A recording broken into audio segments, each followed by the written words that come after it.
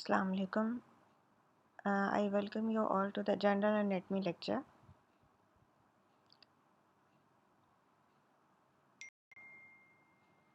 Today we will discuss the muscular system.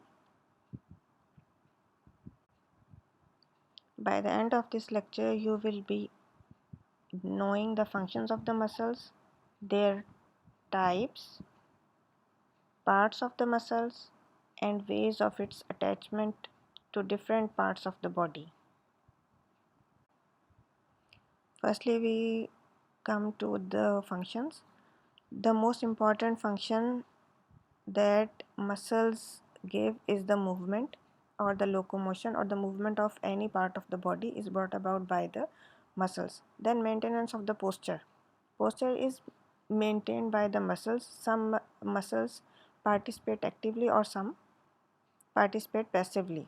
Then comes the communication. Communication can be in the form of words or it can be in the form of pointing or something else. That all things are brought about by the muscles.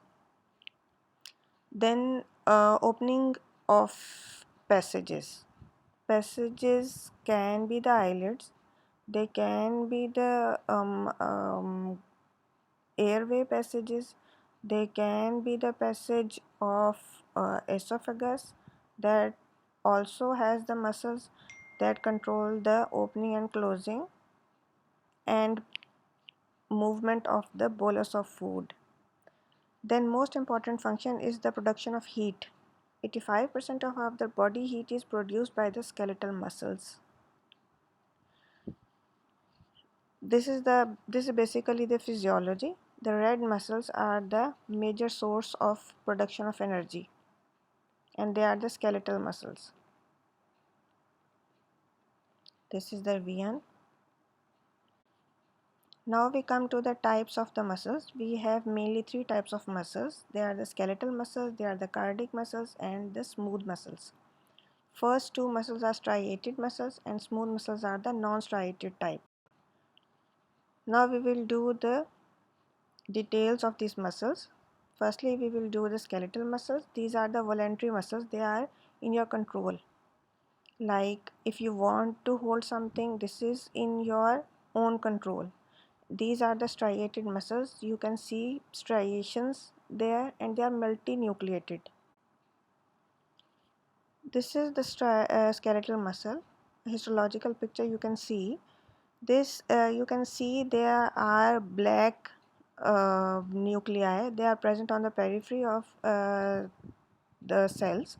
Basically, the structure of the cell is cylindrical and has got flattened nuclei that are present at the periphery of the cells. So when we, this is the longitudinal section of the muscle. When we cut it into cross section, the cross section shows multinucleations. Now we come to the cardiac muscles. These are the involuntary type. They has got striations too and they are uninucleated. This is a slide of the cardiac muscles. You can see a cell that has got oval nuclei present in the center and you can also appreciate the striations. Striations are the light and dark bands. And the important thing, the main difference between the between the skeletal and the cardiac muscles are the branching. The most important one is the branching.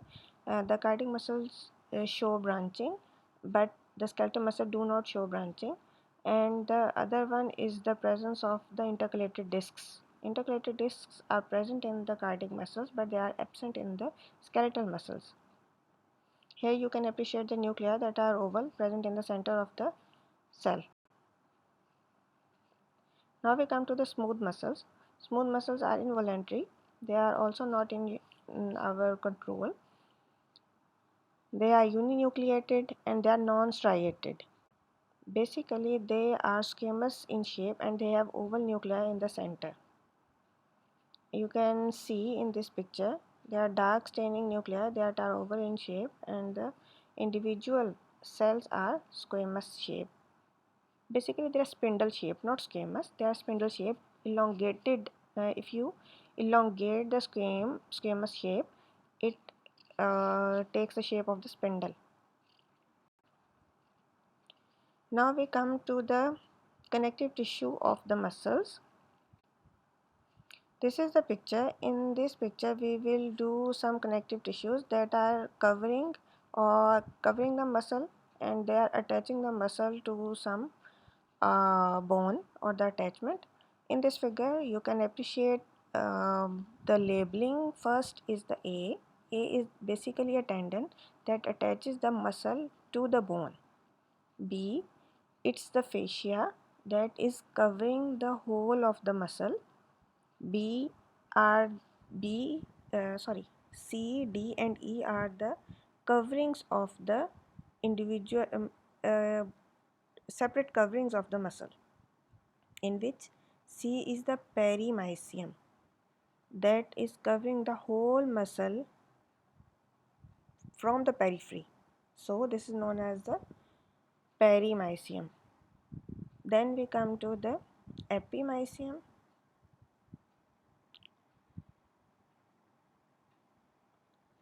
Then we come to the perimysium. Perimysium covers different fascicles. They are present inside the epimysium.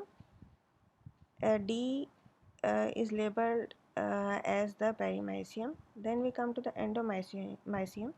The individual fiber is enclosed within the endomysium.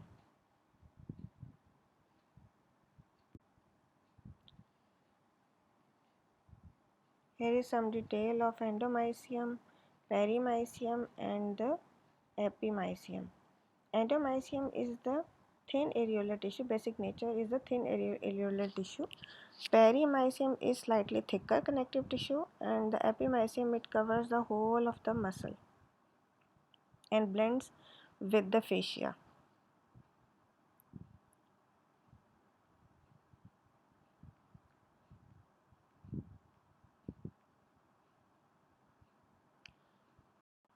Next we come to the location of the fascia. There are basically two types of fascia. First is the deep fascia and second one is the superficial fascia.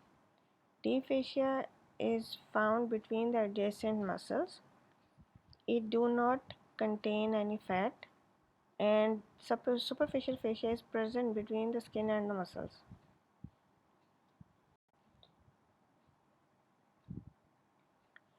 A is the superficial fascia that is encircling the muscle from the outside, that is present between the skin and the muscles, and B is labeled as the deep fascia that is present between the muscles.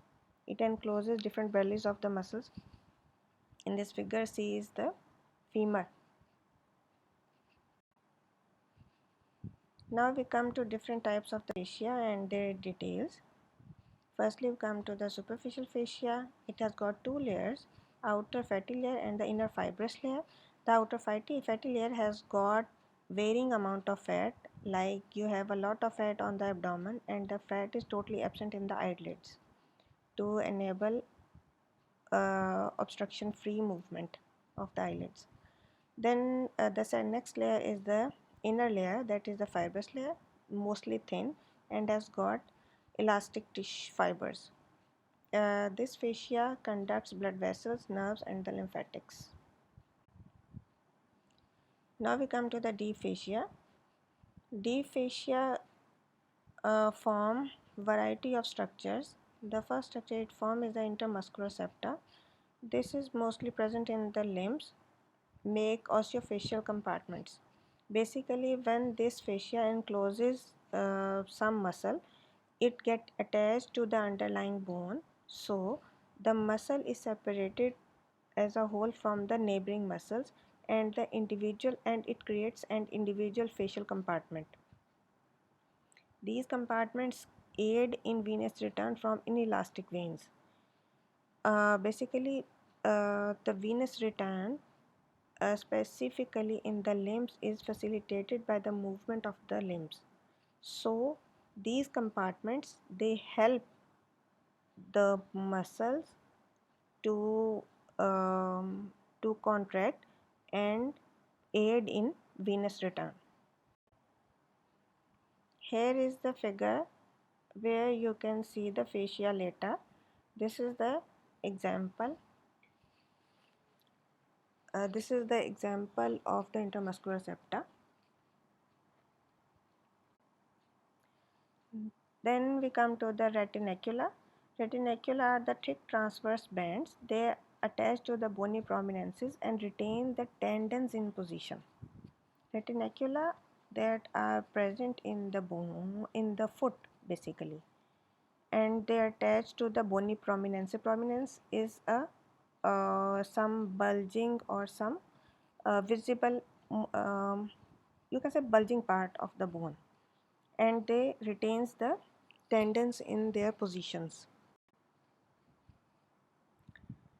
Here is the flexor retinaculum. You can see here there are different tendons that are present. Tendons are present within the tendinous sheath. The tendinous sheath of flexor digitorum longus and the tendon sheath of the flexor hallucis longus that are facilitated by this retinaculum. That is the flexor retinaculum. Then we come to the this is the picture. Here A is the iliotibial tract, and you can appreciate here the presence of the fascia lata. Now we come to the anatomy of the muscle. Basically, muscle is composed of three components. One is its origin, second one is its insertion, and third one is the main bulky part that is composed of the belly of the muscle. In this figure, A is denoted as the origin. In moving muscle, it mostly is the part that remains static. B in this figure is labeled as the insertion. Insertion is mostly mobile part of the muscles, and the central part that is bulky and shown red is known as the belly of the muscle. Now we come to the different ways of muscles attachment.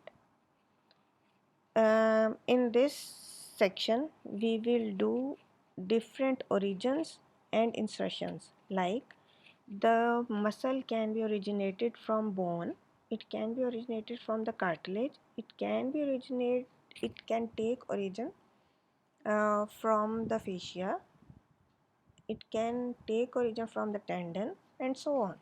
Likewise, it can be inserted into bone, it can be inserted on the tendon, it can be inserted into the cartilage. We will do their details in this section. Firstly, we will do the origin. Firstly, the origin can come from the bone. In this type, the epimysium, that is the outermost covering of the muscle, become continuous with the outermost covering of the bone. The best example are the intercostal muscles. Here is the example. You can see here the figure that is present on the right side. You can see these are the two ribs. Between the two ribs there are internal intercostal and external intercostal muscles. You can appreciate their origin are directly from the bone. There is no intervening connective tissue, or there is no intervening tendon or ligament. Then we come to the second type by which the muscles can take origin. They are the tendons. The lumbrical muscles of the foot and hand are the best example of this type. They arise from the tendon of long flexor muscle. Here you can see these are the four lumbricals.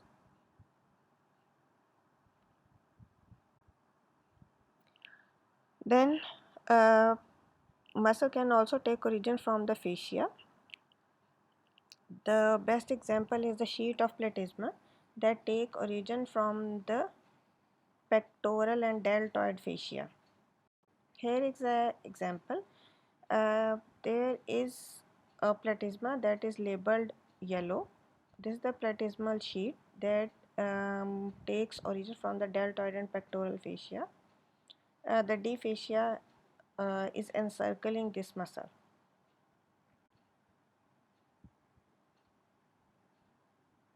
The fourth type from which the muscle can take origin is the cartilage. The best example are the constrictors of the pharynx, in which the inferior constrictor is the major one. The inferior constrictor, it arises from the cricoid and the thyroid cartilage. Here you can see the inferior constrictor is labeled, and you can see thyroid cartilage, that is also known as the Adam's apple or the voice box, present in the neck. It take origin from the thyroid cartilage from its oblique line and the cricoid cartilage from its lateral surface. Below the thyroid cartilage there is cricoid cartilage, and the cricoid cartilage is in turn attached to the trachea below. And on the right side you can see the picture is showing the posterior surface of the pharynx, in which you can see the inferior constrictor is labeled. Then the fifth type from which the muscle can take origin is the articular capsule. The best example is the gastrocnemius muscle, soleus muscle, that is the muscle of the calf that arises from the knee joint. This is the picture showing the origin that is directly from the articular capsule, and it is labeled as soleus muscle. That is very clear. Next, the muscle can take origin from the intermuscular septa. Best example is the brachioradialis muscle. It arises from the lateral supracondylar ridge of the humerus and anterior surface of the lateral intermuscular septum of the arm. Here in this picture, you can see here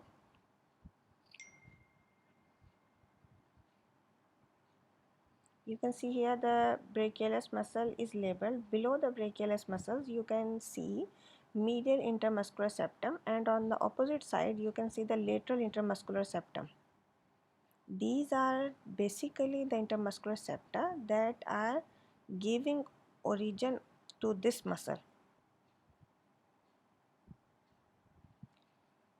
Now we come to the end of the ways of origin of the muscle.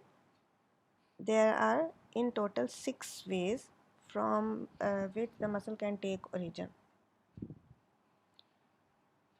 Then we come to the insertions. Number 1, there is the bony insertion. Some muscles can insert directly to the bone by the help of some connective tissue or tendons. The example is the flexor digitorum facialis. Here you can see both A's, they show the origin, and B is the insertion. Here the insertion is by the tendon to the bones. The B is the insertion of on all the phalanges.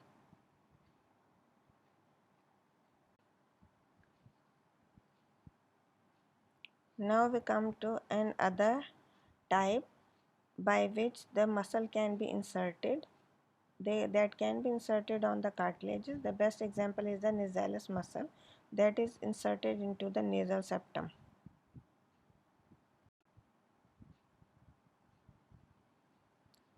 This is the nasalis muscle that is shown in red. It has two parts. The transverse part that is close to the septal cartilage, and the other is close to the alar cartilage. The third type on which the muscle can be inserted is the fascia.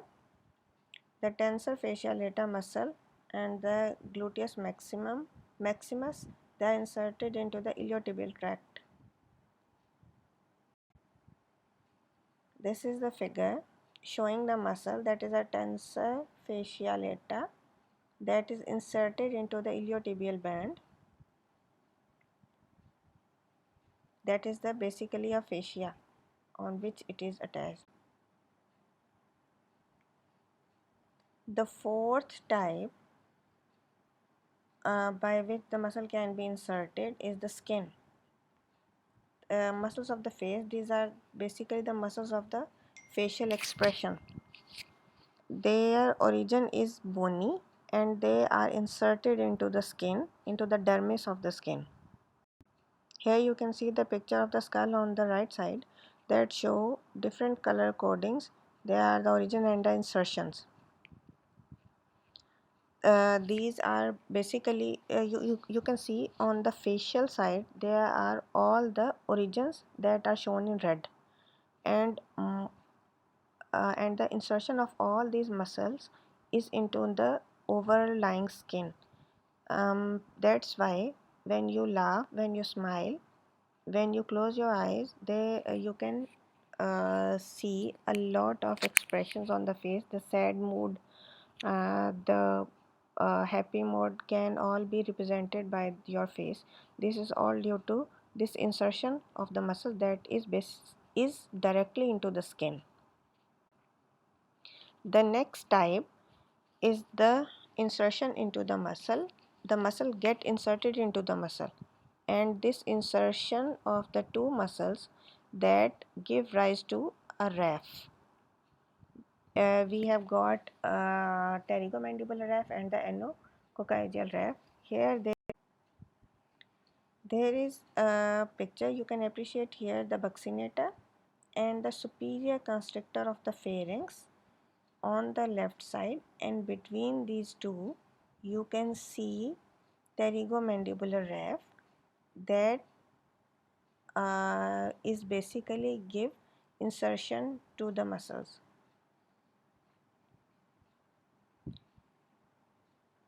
By this we come to the end of this lecture. Thank you for your attention. Allah Hafiz.